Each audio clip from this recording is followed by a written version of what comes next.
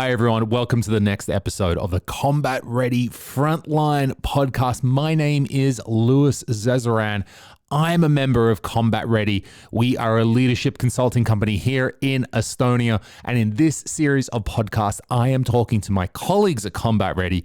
I'm trying to find the stories, find the back information about my colleagues. And we're going to hear a few interesting tales from them as well. Today, I've got Renee Aluste here. And Renee is one of only 6 Estonian soldiers who have passed the U.S. Army Ranger School. So the Rangers are part of the elite force, special operations, special forces, part of the U.S. Army. And he went on an exchange program to complete this school. Now, maybe some of you have heard about different parts of special forces, and maybe you've heard about the BUDS, the Navy SEALs BUDS, and they go through the Hell Week, which is this 1 week or 2 weeks of just absolute, no sleep, up and down, running, swimming, every sort of pain, every sort of uncomfortable thing. And that's their selection. What the U.S. Army Ranger School is, it's actually over about 60 days or longer for Renee, as we'll find out.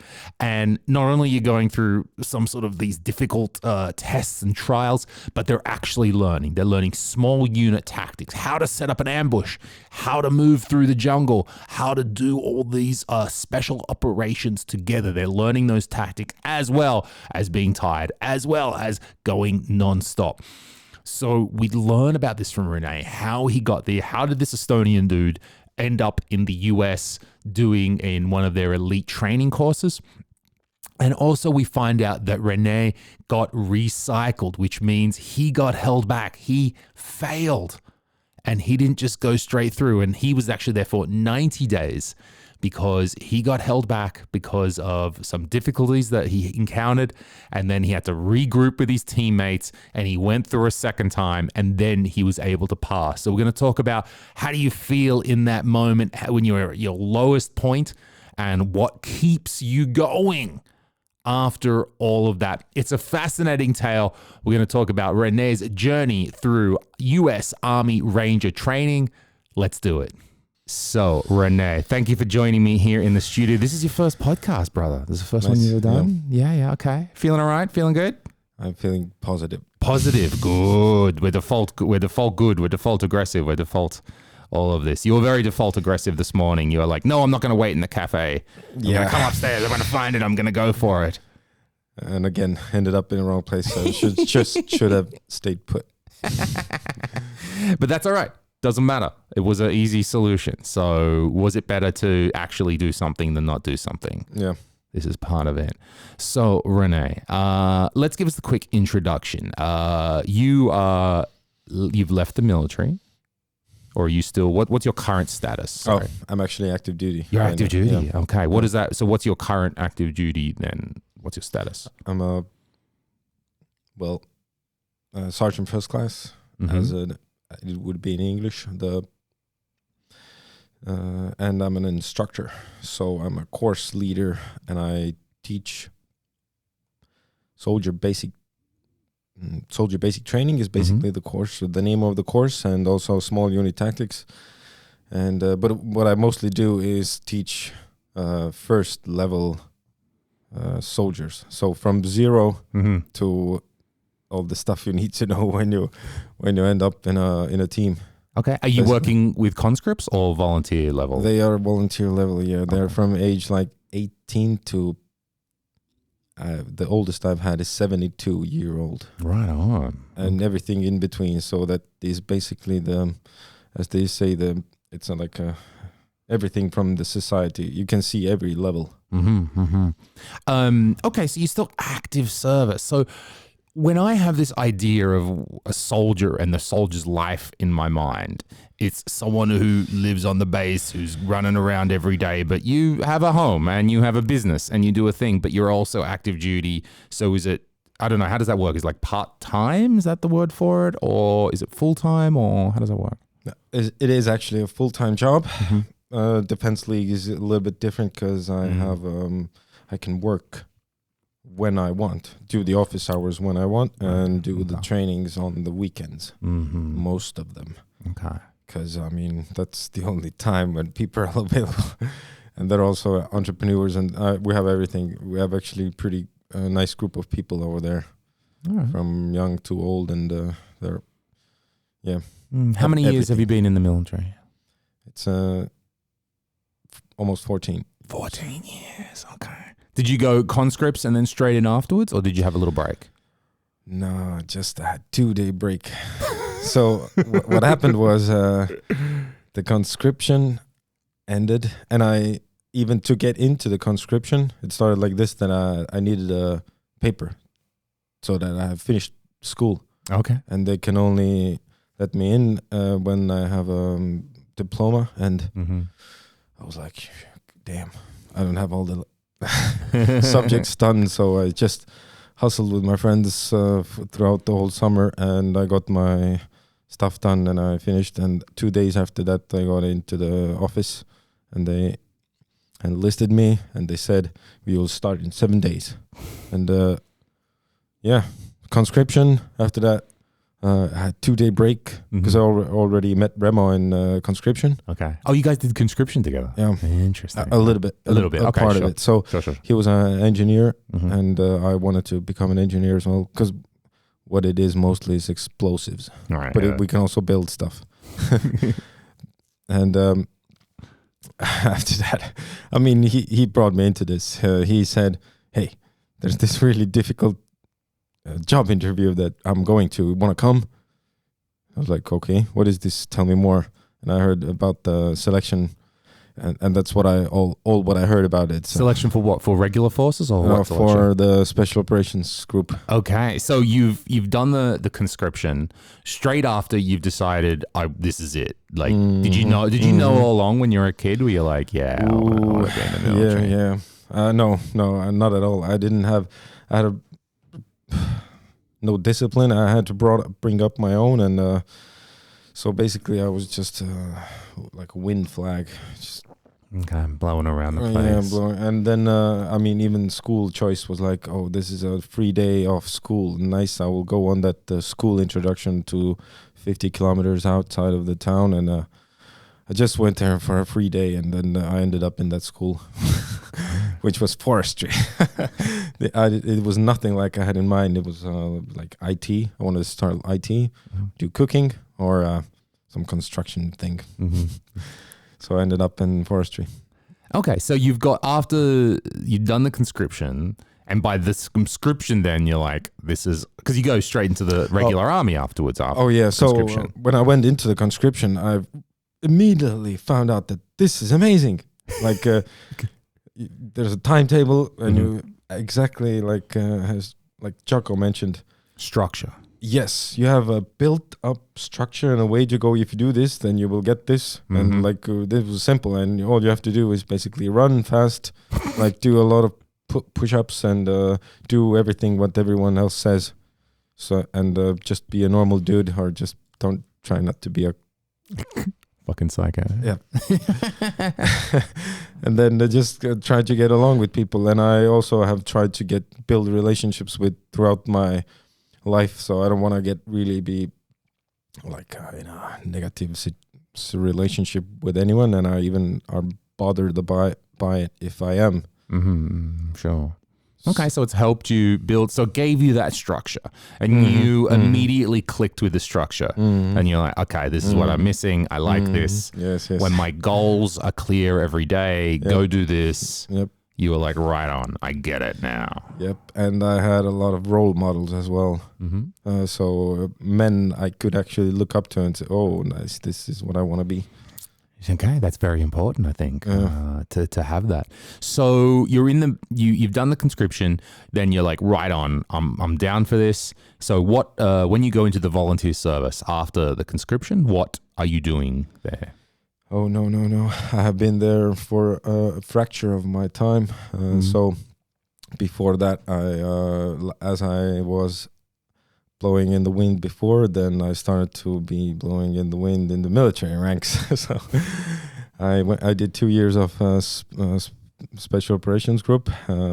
It ended because of I was a horrible employee. Okay. But I was a good teammate, but I had deal with the sergeant major of SOF that I would just leave if I would be doing too much trouble. Okay. And that, I mean, it's basically a contract that is meant to go sideways, but I had my 3 strikes and then I had to leave the special operations group on my own. So what I did was I joined the Navy. I went on a tour, did vessel boarding security team. After that, I went to sniper training. Okay.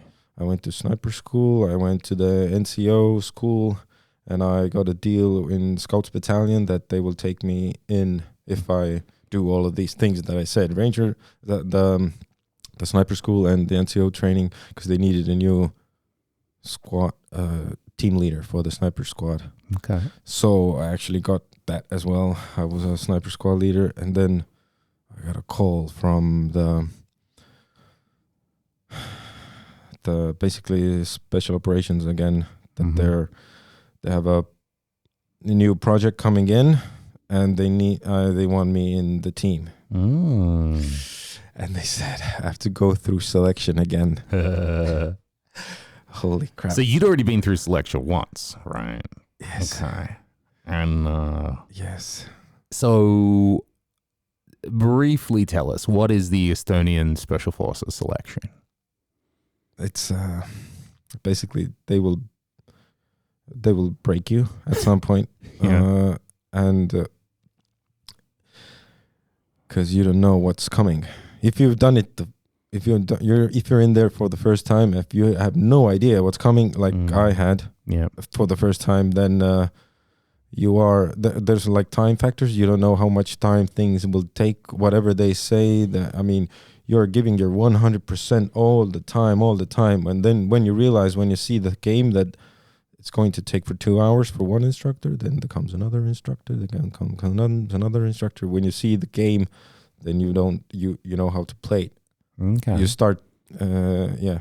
Did you work that on the first time, or was it until the second time through? On the second time. Okay, so first time through. So as I've understood, talking to Remo and Sas and some of the other guys, they'll do stuff like, okay, now run 20 kilometers, and then you get back, and they're like, okay, another 20. They don't tell you 20. They don't tell you run until you they stop. just tell you just run, and you will be told to turn over. Right. So somebody will be at some distance, and you don't know. You're just supposing. But I mean, after then, I have already ran a lot. So after I finished the running, I said, okay, at this time it was probably like 20 clicks. Okay. So I already knew that. But I mean, I figured out the second time, and it was easier for me to pass. But I couldn't say it was easier on the body. It was still hard. So they break you in the first like 5 days. Right, because you know the tricks they're going to play. Let's call them tricks. So the second time around, you can expect the unexpected a little bit more. Yeah. What was it the first time through? You said their aim is to break you. As I've understood talking to Remo, they want to know, do you not give up, right? Or do you go as far as you can? So can you do the basic stuff? And how do you act under stress? And how do you act when you're at that breaking point? So when did you know you were at your breaking point? When you start to cry. And you're thinking like, what the why am I doing? Well, like I don't even know where I'm going into. So what happened with me was on the 5th day during the nighttime, I went to knock on the door of the instructor, the leading instructor, the RI. Then I said, I think when this is going to last for another 9 days, I cannot make it through. And since I just didn't say I want to quit or something, he just had a conversation with me and gave me a little like a note that it's going to get easier tomorrow. Okay. It was like, So there was hope.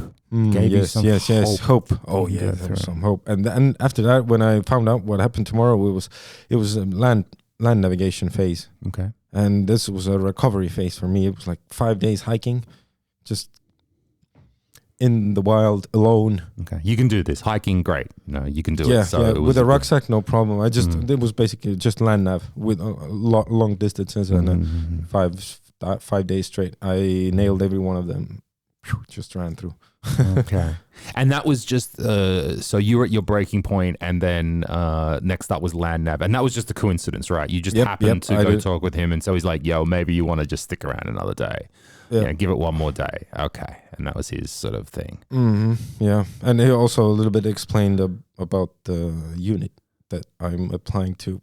Okay.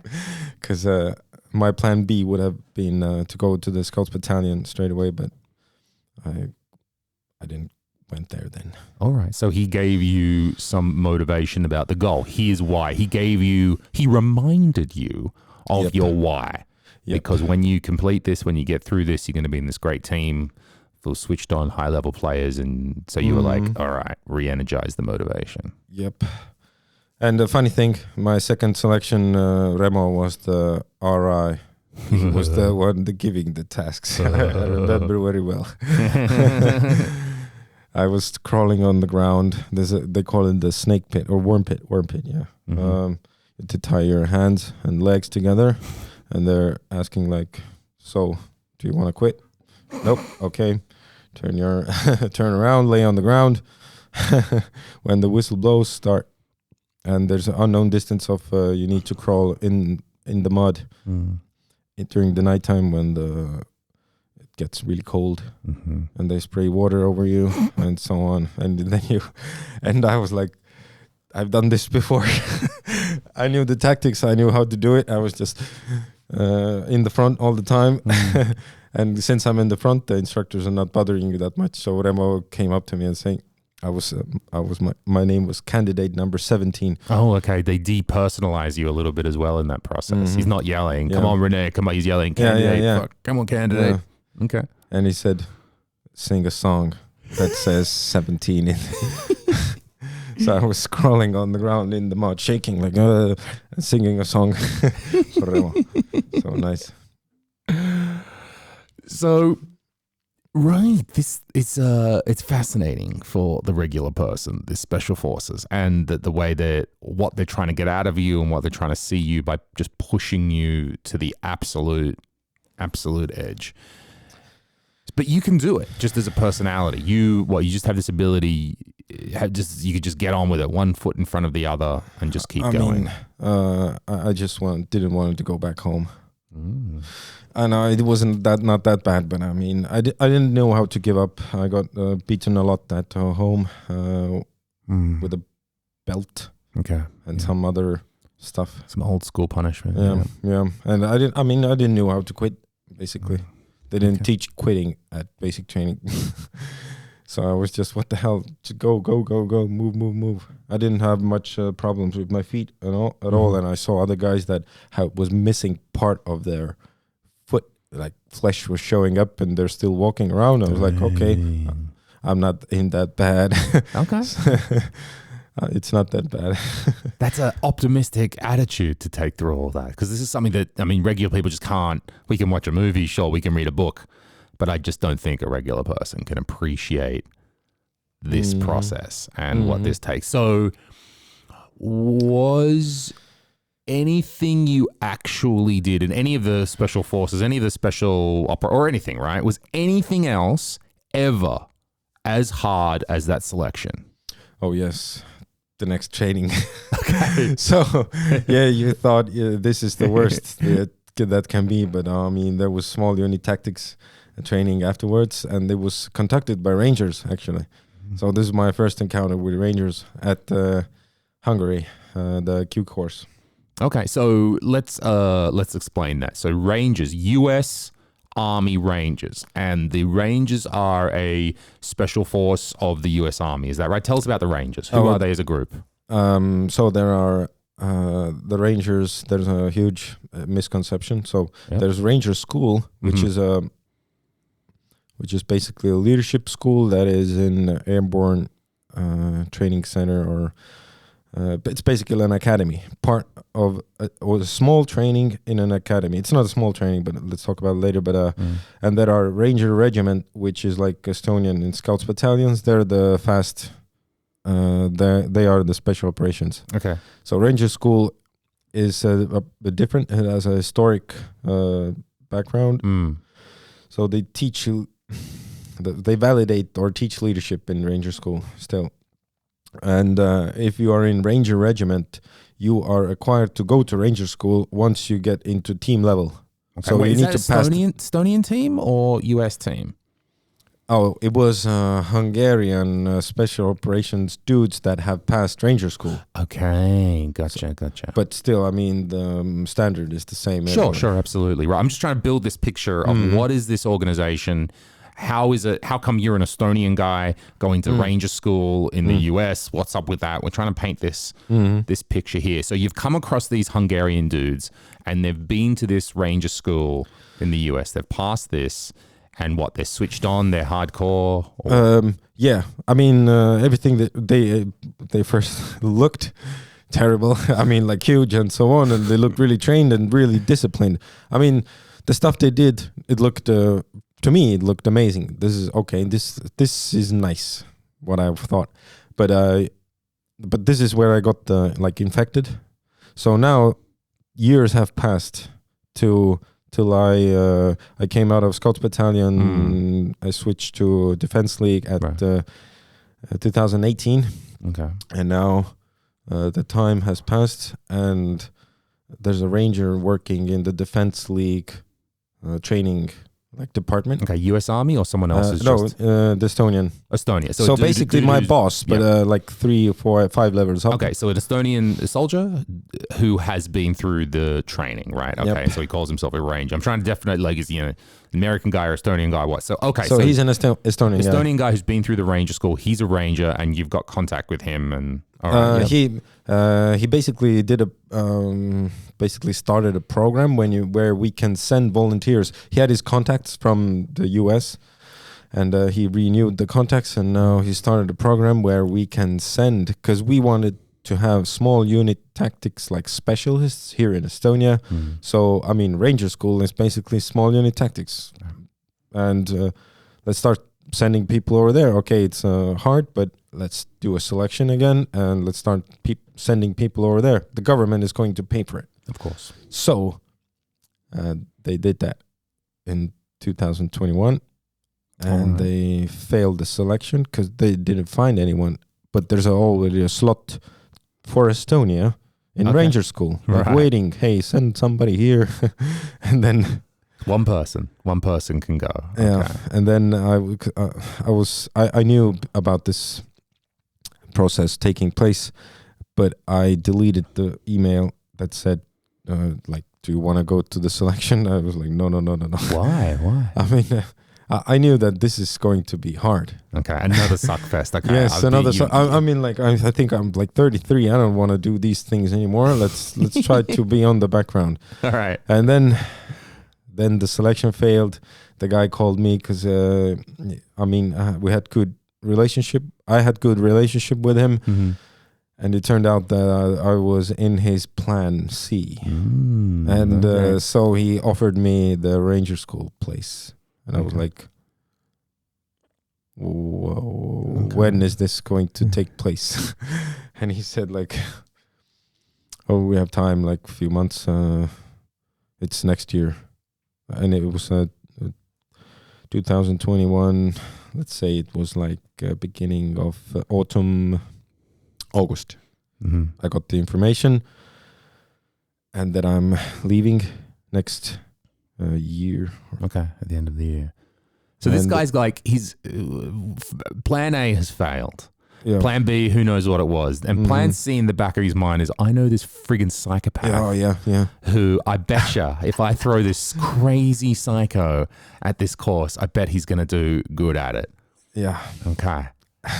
So you've got a few months. He's like, Renee, you're in. And he's like, I didn't get a say. And he's like, doesn't matter. You're going. All right. So basically, again, okay. And you're the sort of dude when there's structure, when there's a path presented in front of you, okay, you're going to get after it. Yep. And at the moment I realized that I'm going there, I was like, my pulse was running higher. I had anxiety probably. But anyway, I started to take this as a game because I knew Ranger School is hard. So what can I do is I learned the rules. I started to investigate everything I can get from Ranger School. And I got enough information to know that the key success is teamwork and get yourself into the most physical, like fit. All right, This is the Olympics. Okay, you need to go there. You don't have time to think about these things. So you got to be fit. Are you in reasonable shape at this stage, or you got to do? Yes, I was. I was doing actually regular training. Okay, and then I started to do more. All right, I so overtrained. You got a few months. You realize I got to get in shape. I've got to, improve even further. You're in shape. You're good, but you got to get further. Yeah. So you start getting after it. Yep, I get injured, and a week before it was my flight. They didn't even want to let me there because I have a brain surgery. Okay. So they said at my medical, the doctors started to question: is it okay for me to be there? Because it's a high risk training. Okay. So anyway, that was the first obstacle. I got through this. Now came the injury because I overtrained. I did a little bit too much. I got shin splints. Okay. Too much default aggressive like David Goggins. If you run too much, you get shin splints. And I didn't know what they were, like shin splints. I have no idea. And I did a little bit more running on them. It turns out it's not good. Oh, really? Wow. Okay. So Dr. Renee here has worked out that, okay, if my legs feel sore, maybe I shouldn't keep on going on them. So you've had this, a week or two or something like this before. So what happens? How do you get through it? What do you do? I start using supplements and trying to just to do nothing. Because I realized that not doing nothing is the best way to heal. So I lay down when I was at the US already. I had 2 weeks. I had 2 weeks time to be ready because the testing started in 2 weeks. Okay. So I 3 days I laid on the bed and doing cold showers and massages on my feet, and I got them up to working in 7 days. Okay. So you go, okay, this is good. This is good. You've come to this understanding that sometimes we need to back off to be better later on. Okay, they're just running it. So you're in the US, you do that. How long is the whole Ranger School course? They say it's 61 days, but I mean, I recycled, so for me it was 90 days. Okay. And pre-Ranger as well, which is 17 days before the Ranger School starts. Yes, pre-Ranger. Pre-Ranger, yeah. So first of all, recycle, as I understand, means you have to do a bit again. Yeah. Some part of it again. Yeah. Okay. So there's this 17 days pre-Ranger. What's happening in those 17 days? Okay, for Estonians or international military students, it's compulsory. You have to go there because they will teach you the skills you need to go through Ranger training, because they have these tests called RTTs, Ranger Training Tasks. Basically, you need to maintain a machine gun and how to work a radio, but we don't have the equipment here. So they will teach you there those things, and they have a really tight time limit, 30 seconds to do a drill, weapons drill. So you need to be really good. You might have not worked with their particular technologies, their gear, their stuff. They're like, this is what you're going to use. You need to use this radio, this gun, this unit. Okay, so you've got to get that up. Yeah. And they basically do mock training of Ranger School first steps, and they a little bit smoke you as well. Okay. But not that much, because Ranger School starts right after the pre-Ranger. So we go right after, so we do that. And how you feel, what by the end of the 17, the first, how are you feeling about it? Are you thinking this is good? Are you like, what the fuck have I got myself in for? I mean, the things that most, they don't talk about much is peers. I got a really good peer score. I got 92. That's really good peer score. So at the end of that, I got an evaluation, and the instructor said, just keep doing what you're doing. And I was like, this is good. I got the key. Okay, so you're getting ranked at the end of these 17 days, the first one, right? And I bet there's a bunch of different criteria and peer score. So what is this? Your observed ability to work as a team, is that it, or with your teammates? And Not how only you... it's basically just relationships. Okay. We are put in a stress situation where let's say you have 10 minutes, you need to list up all your squad members in an order. So you can rank only each at one place. So you can only, so if there's 10 members in a squad, you need to list 9 members because you cannot put yourself. And then you just make a list, and the top 3 gets plus points, top low gets minus points. And if you're in the top, I had to be in the top 3 in order to get 92. And they also have a part where you ask, would you share a foxhole with this ranger? And would you go to reconnaissance mission with this ranger? Sure. If somebody puts a no there, that's a bad one. Yeah, okay. Okay, so it's this some sort of group self-evaluation is this process. And this bit that people, your teammates there felt that, okay, this is a guy, I could be with this guy in the foxhole, or, I felt good about this guy. He was good at building a relationship. And I would say that is what one of your skills, definitely. You are good at building relationships with those around you. Thank you. Until you're not. Yeah. I'm kidding. At some point, I wasn't. I mean, I have a lot of stories about not building relationships as well. Because, I mean, what you don't know, that you don't know how to use what you don't know. Sure. A lot of these skills we're not taught. So we're going into, so then straight after, you're feeling all right. You've done the 17 days. I'm We're feeling all positive, right. Feeling positive at this stage. And is it just, this is one Estonian, just you, right? So there's you in this group, this 17 days, it's other international dudes. One German guy, Canadian guy, 2 German guys. One of them broke his ankle, and 2 Philippines, Okay, right. which were funny guys. Okay, and then we go into so you've got when we're going into Ranger School proper, what's the group size overall of your class, I guess you might say, of that? So they divide us into companies.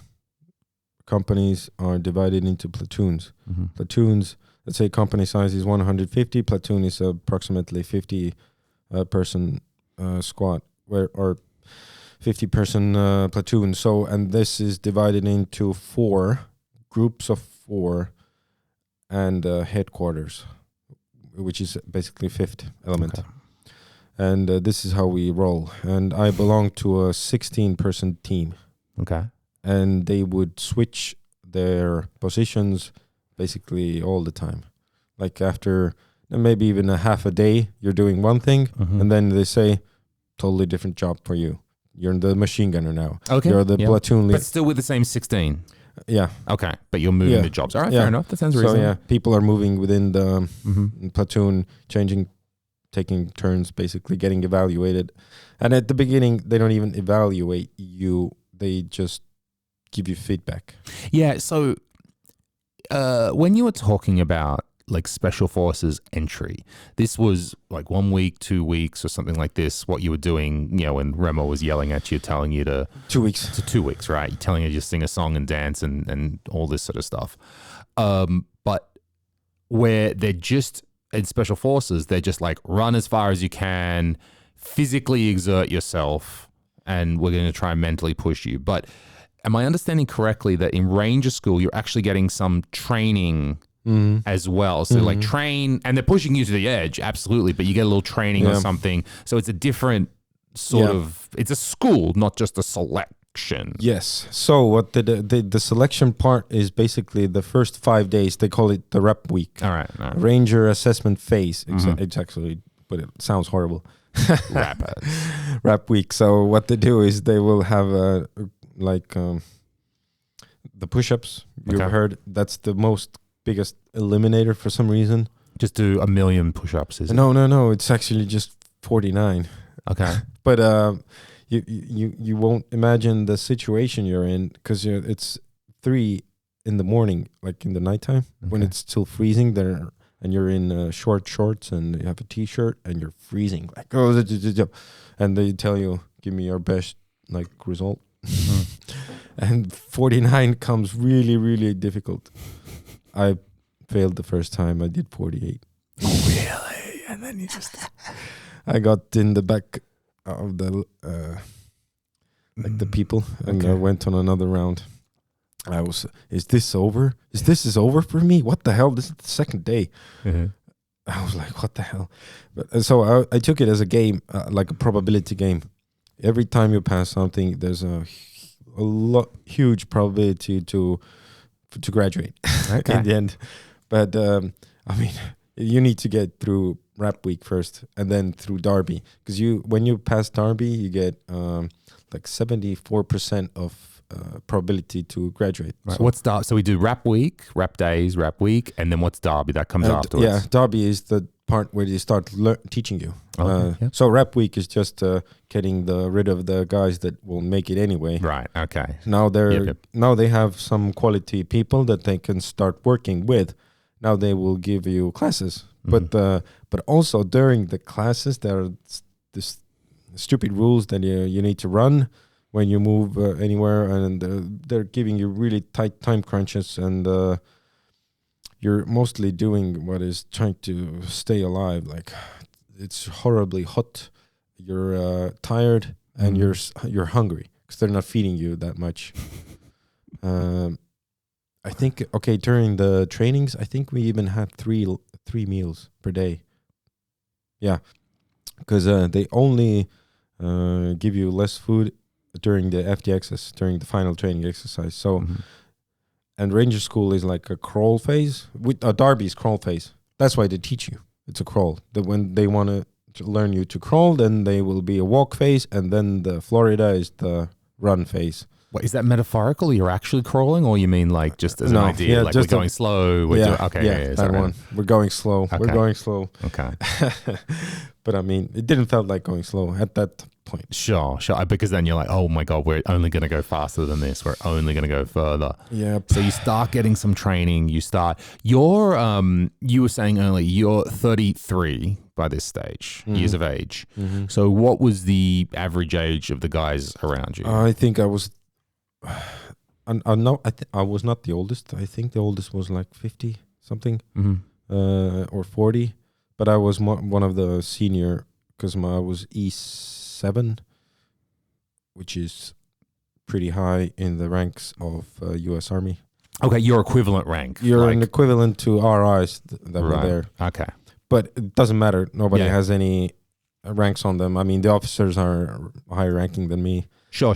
But mainly your younger dudes around you. Yeah. Okay. I mean, we had 3 guys that were from the Ranger Regiment, and they were team leaders, and they were, I mean, really fast on the field. They were too fast.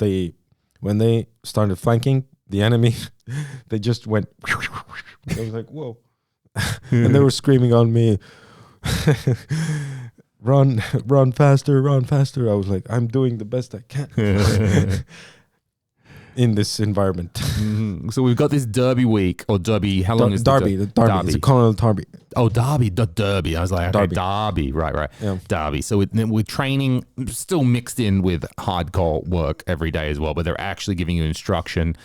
Because, so to come back to the intent of Ranger School, you were here to learn small team tactics. Small unit tactics, sorry. So that means a small team is out there working, getting into something, whether that's making a raid, whether that's taking a base down, ambush, reconnaissance, just security. Okay. And so there's things that they're teaching about, I mean, you're getting tactics, but are you also getting like, here's a new weapon you need to learn, here's a new machine you need to learn, or what are you learning? Mostly tactics, like how to do it, or how it is done during the Vietnam, or how it was done during the Vietnam, and they a little bit refined it, and but it's really just doing what you're told.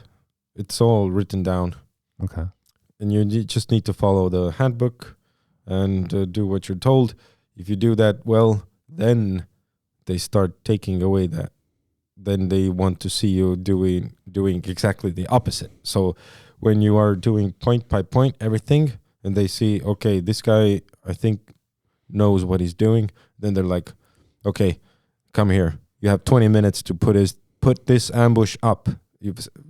Before that, I had 2 hours, and I was doing a procedure that I need to be doing. Then I said, okay, the enemy is arriving in 20 minutes. Go. All right, and there's no handbook. They've taken that away. Yeah. So like improvise. So let's say there's an ambush, right? And there's an ambush tactic. And at first, there's an SOP, a standard operating procedure, which is your handbook, which is saying, it's like, this is how you would set up your typical ambush. And you can follow those steps. Guys going here, guys going here.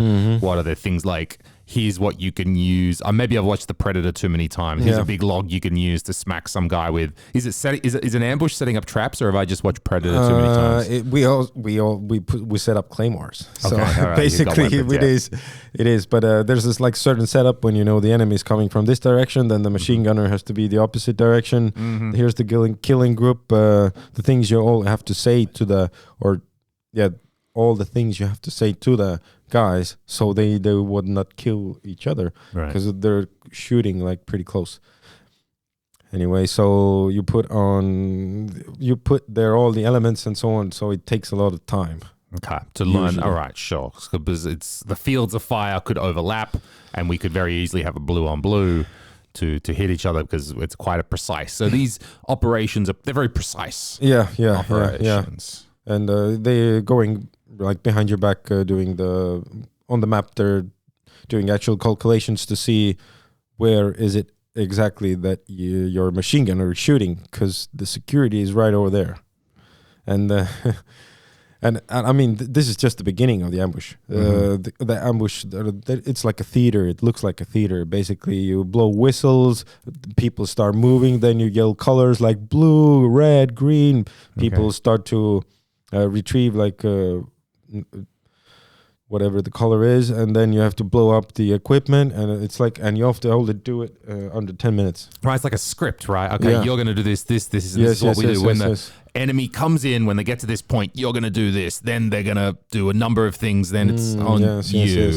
Okay. It's like a theater, like to the end, to the point where everything is over. It's just theater you have to follow, and they are paying attention.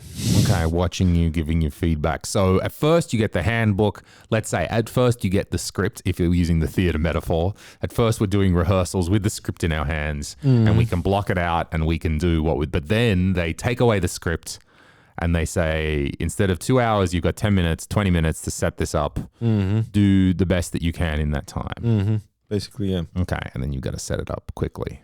Yep. And I mean, the things you can go wrong is when you fall asleep. Sure.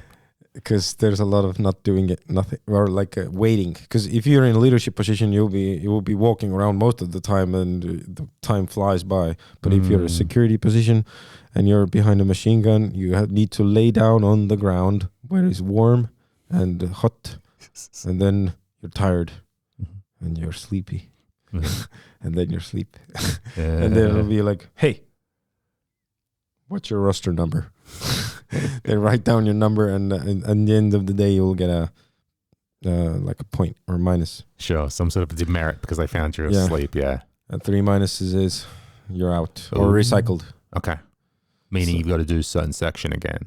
Yeah. Okay. Or if you get like more, if you get 3 points and something else, then you're kicked out. Okay. No, like you can also get a non-return if you just quit, like never to return. Oh, okay. So if you quit, they're like, you're never coming back. Yep. All right. Well, maybe fair enough. Okay. And or if you steal food, then there's a never to return. Okay. Loss of LOM, it's a loss of motivation. That's what the Philippines got. Loss of motivation, so they went home. But how does loss of motivation separate from quitting? I mean, isn't that the same thing? That's a good idea. That's a good question. I don't know. I mean, maybe quitting just like during the mission or something like that, or and loss of motivation. I think can be translated like they're not just pulling their legs or not doing what they're supposed to do. Okay, so you're still kind of there, but your heart's not in it. Okay, you kind of half-heartedly. You've got to be active. You've got to be default aggressive. You've got to be still at every moment. And if you're not doing it, then okay. Even though you haven't formally quit, you might still not be showing the enthusiasm or aggressiveness that is required. Yeah. So they just look at you and look at the stats because you all look the same. If you're a ranger instructor, you look at the students; they all look the same. They're all bald and they're all even the uniforms are the same. They're nothing. And no mercy. So these tactics, so you've got to learn a number of these. So we're learning, what are some, so ambushes are one. What are some other examples of these?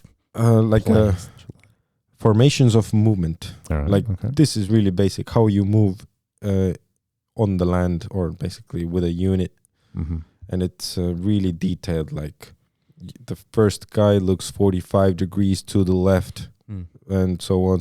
So it's the descriptions are really detailed. So you have to know a lot of them. So that's also the theater part. Basically, there are 20 different boards. We call them 20 boards, and the tactics are written on them.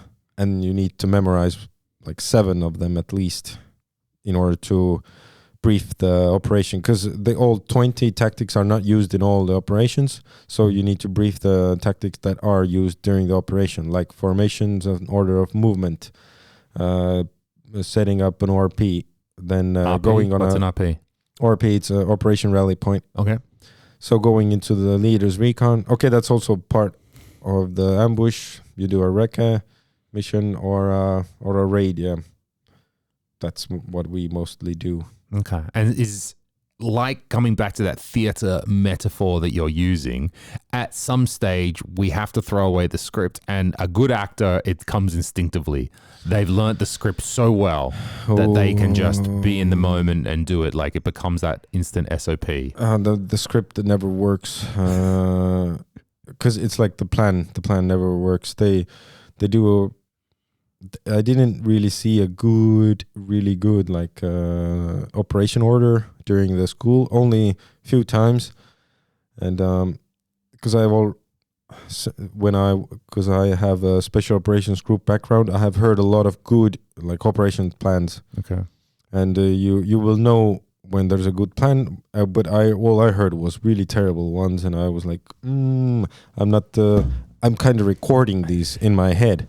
Are they deliberately bad just so you have to adapt, or is it just something? Oh, no. The upwards was given by the students, other students. Oh, okay, right. So that's why they're terrible. Yeah. Okay. So most of them were totally beginners. Even I think I was kind of highly qualified even. Sure, because you're a bit older, right? You've been around already. And I've done this before because the Rangers gave me 10 years ago the same classes. The Hungarian blokes, you were saying. Yes.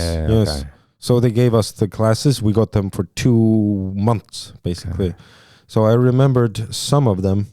So this was all a reminder for me. I think that was one of the keys I even passed the school, because I always I've done this before, because the formations on the ground, everything was same for me. So So you mentioned previously, at some stage you got recycled. You had to do something again. So this might be a low point, let's say, or something like this. What was this? It was. So there was a medium stage, which was mountains. It was really fun for me. I mean, I've never been into mountains. It was a lot cooler and so on. But yeah, it was a lot cooler. And then they were driven us to Florida, which is the last phase. And when I got out of the bus, there was a air condition inside the bus, and when you get out, like, ooh, what the hell is this? It's hot. It's really hot. I mean, it's flat. It's sand. Most of the land was sand, and it's really hot. You can see the grass is yellow everywhere. There has been raining, but I mean, the sun is burning. Okay. So you pumped out of this bus in Florida. It's hot. This is a different environment. I guess you're pretty exhausted already. I mean, you've been going at this for a while. So Florida was, just survival, basic survival. Because okay, I have done already have done everything this before, and like I said before, the Florida is the run phase. Mm-hmm. So what this means is basically the instructors are like taking a laid back like attitude. So they want us to perform, but they're not giving us any like specific directions anymore. Mm-hmm. They want us to improvise a lot, but also go with play by the book if it's not told otherwise. Basically, Okay. We were reminded that a lot of times. Why didn't you use this tactic? You had time.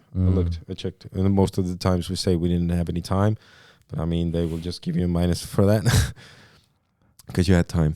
But yeah, so what happened there was, as a side, it was really hard, like just to keep up with the guys. They were so fast. The procedures. This is the preceding run phase, you're saying. Yeah. Okay. I mean, and this was the last phase. The platoon has been together already for some time, because it is possible if you start in a squad, you can also graduate with them. But it wasn't the case for me because I moved from Alpha to Bravo, and it was all new people, and the platoon didn't get along during the operations. And the first FTX, when I failed, I think I had 3 patrols and I failed them all. This is in Florida. Yeah. Okay. And it was really hot. How do you fail? What does failure mean there? How do you fail? I failed patrols. So what does this mean is I didn't check the boxes. Basically, I don't know. The instructor never told me specifically what I did, but what I remembered from that was that on that day it was really hot. Everyone was exhausted. It was the 7th day, and I mean it was just horrible. So you're missing things, like there's SOPs, there's stuff you got to do, and you're missing. No. It was like people are just doing irrational things. Like we had an enemy outside of the patrol base, and then we had a deal. We made a deal. What happens? We had already a plan for this contingency, but what happened was the platoon leader and platoon sergeant are also the ones who are getting graded, and they're above me, and they started yelling out different like commands. Hey, you go this, and what they did was they killed each other, and everyone in the leadership position will fail. Oh, okay. So we failed like 7 days in a row. 7 days in a row from 10 days. So your team, so it wasn't just quite you were failing. Yeah, everyone. The whole team. Yeah, the whole team was failing out. Oh, because, yes. And is that, let's take this back then to some sort of extreme ownership, working as a team, because the whole team couldn't function together. Yeah. This means you're all out because, okay, yes, leader made a bad decision, but your inability to influence, how come you couldn't work? Okay. Yeah. So what they say is like, you didn't give any suggestions. Right. And that's why they want to enforce you that you should listen to other people as well for their plans and suggestions and so on. And they will grade you how receptible, you are for the plans.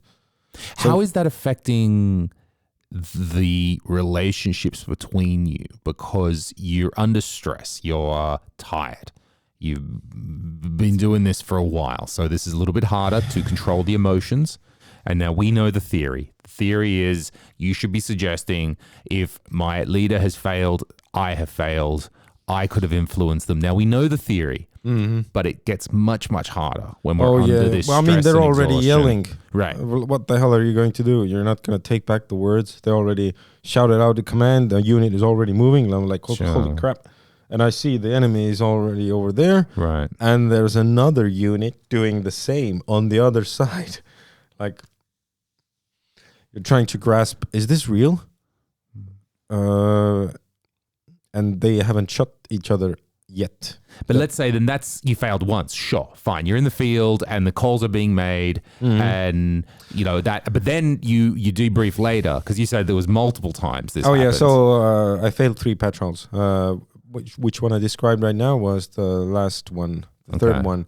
Before that was I give a wrong grid to the grader. Oh, okay. So I was a platoon sergeant, and I gave the wrong grid. That is basically made an error. no-go. Yeah, you made an error. Yeah, no-go. Okay. So, and I was, on the first day, I was alpha team leader, which was doing the land nav part. Mm-hmm.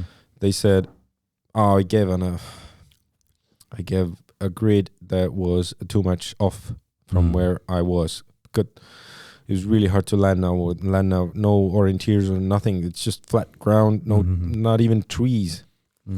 There's bush, spiders, and tumbleweed. What do you do then so okay, let's say that happens, right? Again, we're setting the scene that you are exhausted, you've been working hard, so you've got to struggle through the mental difficulties of this, and so this makes your job that much harder to think and do the right thing. But then how do you regroup and try that again?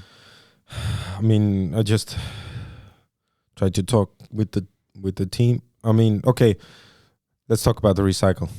Okay. The day when I found out that I'm going to recycle, I was like, whoa, because you can anticipate on the day when they call out your numbers. Did you go forward? Did you graduate or not, or going to get recycled? And I was there, and I saw the instructor not yelling out my number for the guys that are going into graduation line. And I was like, I wonder why is this? I had a hunch already. And then they told me, you are recommended for a recycle. And after that, I didn't even hear what he's saying. It was like, boo. Okay. And I was like, what? Check your numbers, I mean. And so I had a huge drop in motivation myself. I was like 3 days. I was like, I mean, there's no way I'm gonna go do this again. Do you get some time off or something, or is it straight back into the field? Yeah, because the new class will be at the Florida in 2 weeks. Then you have time to recover. They're not smoking you. They're just off days, basically. Stay in the barracks, read books, don't work out, go to eat. And basically that's what we do 2 weeks. We got even got to view the TV on the big screen in the auditorium. One of the guys had Hulu or whatever, and we watched some TV or movies. Yeah. So what's going through your mind in those 2 weeks? Because you're still there. You haven't decided to book a flight back to Estonia. 33 people recycled, and 3 of them were in my squad, the squad that I started with, and we were already like teammates, and we had a lot of group sessions, I would say, at some point, because group sessions, I mean, we're playing board games behind the table and so on. I think after a week, we started everyone to fall out from the misery, and it was like, okay, hey, the new group is coming here. We are the recycles this time. We need to get them through, because it's the culture at Ranger School. The recycles will help the others go through. Sure. And the recycles on the previous phase, they didn't do much for us. That's why we failed as well. So the recycles didn't help us much. Right. And you wanted to do better. You're like, I can do a better job. Okay. Yeah. So, and we were like, hey, if we are a valuable person, give valuable advice, then we know that we will not be voted out and so on. And we just need to. We started doing analysis on the objectives that we failed, and we started drawing lines. We started giving classes to each other. And in the recycle bay. So we basically regrouped. We had 30. There was 33 of us. I got into a squad where 5 were recycles. So basically half of the squad was my own recycle team. So I felt really good going into the last Florida phase. And what happened was I failed once. I failed twice. Oh, shit. And I was like, no way. Yeah. Because it was the grading was totally different. The grading was much harder than on the first time. Was it because you were a recycler? It was hard, or just no, it it was a how different company, new Right. people, new RIs. Mm-hmm. And on the last mission, which was on the 9th day, we have 10-day patrol. It was the 9th day. I finally got my go. Yeah, I remember the. Sorry, you got your go. What do you mean? Yeah. Like, So what it means is in every phase you have to get at least one go okay. from the patrols. All So right. Like a pass or something. Like yes, basically, a pass. Because I no-goed my previous patrols. I had I have not achieved the minimum requirements to pass yet, and I needed that go on my last patrol, and that was in the back of my head because I know I needed that go. I needed to do everything what I need to do. People were working back, they were not doing what they were supposed to do. It was dark. It was miserable. I mean, a lot of the times I just walked out from the road because there was a bend in the road. But I was on an automatic pilot just walking into the woods. What qualifies you for the pass then? Is it just you've done enough good stuff, or is there some direct criteria? How come you got it on the 9th day and not the 8th day or not the 10th day?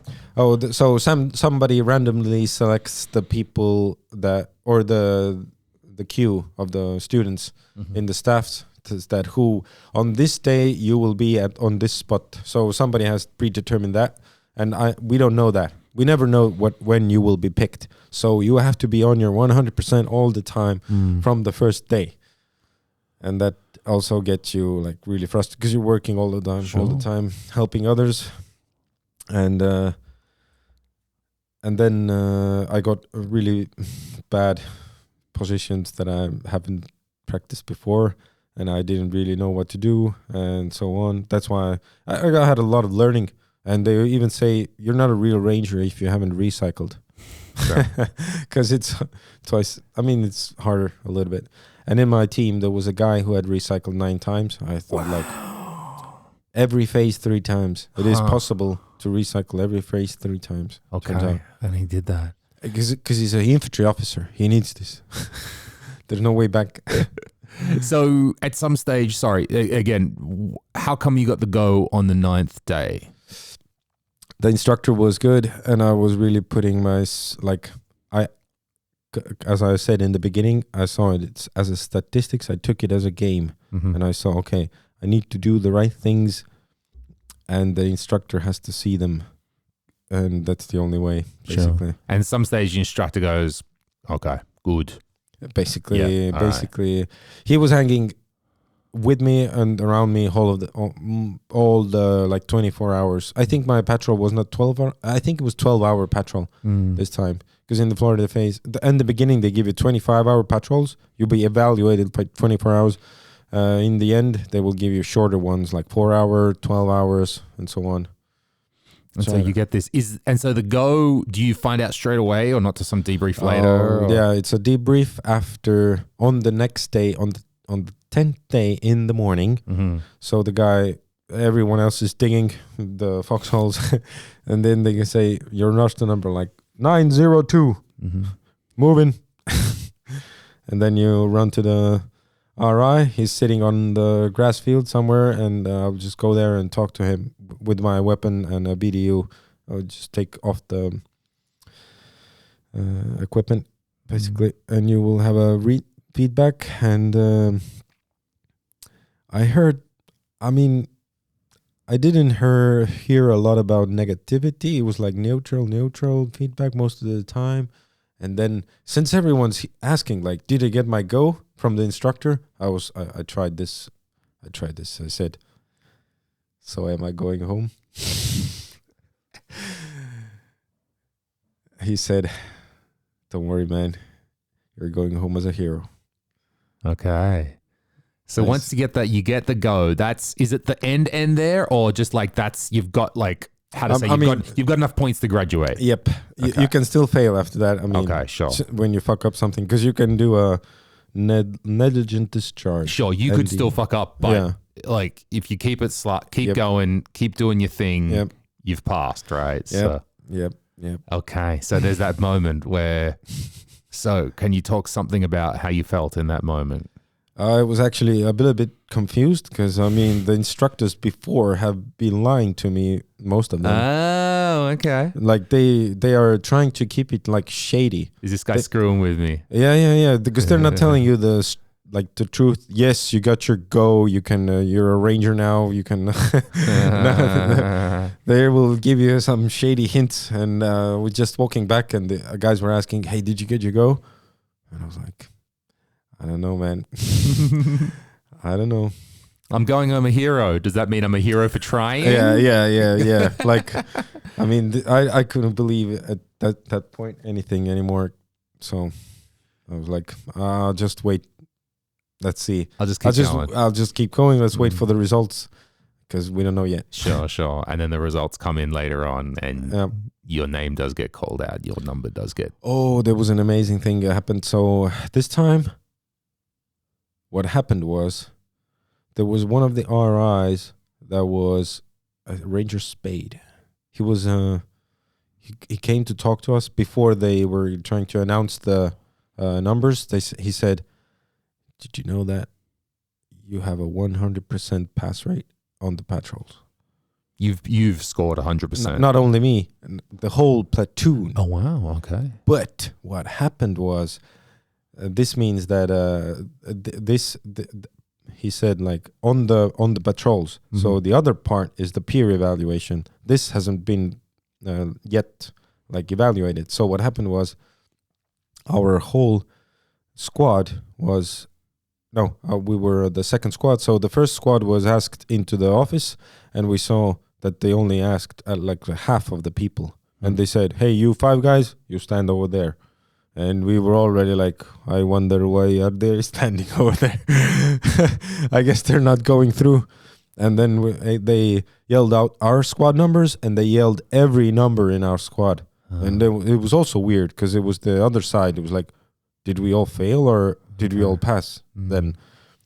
And we stepped into the office. There was the grading sheet was on the table, and they said, "Sign. Do you have any questions? You can leave." That's it. And on the grading sheet, you see, you're all recommended for graduation. Huh? That's it. Yeah. Okay. Yeah, and then we walked out, and we're like, "Nice." Nice. This is the end. Almost. So your whole team went through. So you got the 5 recycles in your team out of 11, was it the whole thing? It was the squad was actually like 14 members. 14. Okay. Yeah. And 5 of your recycles. You've had this bonding experience. You've been able to lead the rest of your team, give them the guidance. Some of it to get through. Sure. Yeah, it went both ways. Absolutely. And you get through. Okay. And there's that's the moment of relief. I guess that's what I was searching for before. So this was the moment of relief. Yeah. And it, there wasn't fireworks. There wasn't confetti coming from the ceiling. No. It was just sign here, soldier, and get the fuck out of my room. Yeah. Because they said you are recommended for graduation. Oh, of course. Yeah. It's not you're graduated. You can still fuck up after you're leaving. Yeah. After you leave the office. And that has even happened to some, like... I don't even imagine what could be the case, but you have to piss out somebody or do. I bet we've all seen like some photos of like a guy's running a marathon and he's on the final stretch and he's like, I'm here, and then all of a sudden the dude goes past him. We've all seen that. So something like that could happen, right? You get you've still got to keep it together for the last however many days, until you actually pass the finish line. Yep. So a lot of teamwork only will get you through. And relationships, I mean, you really have to take into consideration relationships over there when you're doing your evaluations, or like in your head, you're doing the decisions, and you need to be just a good teammate, basically. Yeah, they even tell you that, like straight up in Florida, how you get past Florida is be a good teammate, and that's it. You have already went through Ranger School. You are already basically as Ranger. All you need to do is be a good teammate, and you will graduate with others. Let's wrap up. We're coming to the end now. We've come to the end of your journey, but I want to wrap up on this idea that this Ranger School, it's not about being the toughest guy. It's like, it's many things, but it's in the end, build a relationship. In the end, be the best teammate you can. This is the skill that we're looking for here. This is the bit. Yeah. And when you're a leader, what they want to see is you would be, because Rangers lead the way. They want to see you lead. All right. Yep. So you've got to be default aggressive. You've got to be getting off. The whole team has to as well. But in your squad, in your little unit, you all need to be working as one team together. Yeah. I like that. And maybe the recycling experience sending you down to your lowest moment is, okay, that's fine. You're going to have a week. Yeah, you feel shitty for a week. Sure, right on. It's okay. It's normal.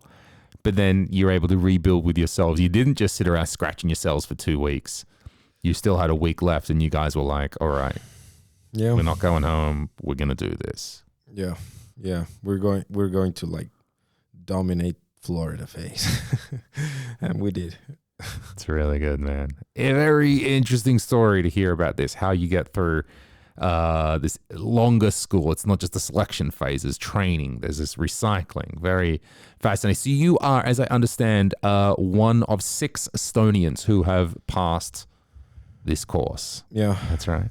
Yeah, so throughout the years since 1999, when first Ranger, we had our first Ranger, then we also have the connections and so on. So 11 people have tried, and I'm the 6th who passed. That's great, man. Yeah.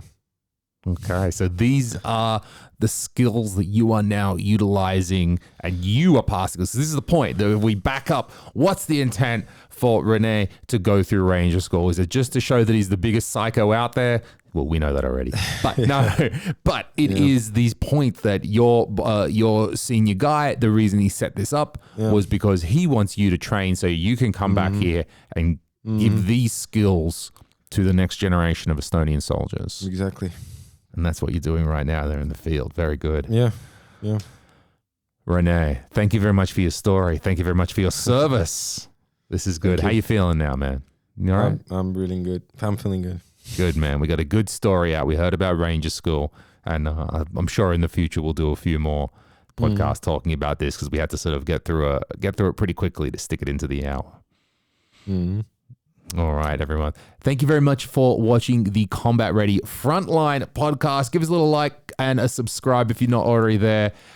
You can, down the bottom here, you've seen all of our socials. Follow Renee. Follow all of us on the social media. I'm Lewis. Thank you very much for watching. See you next time.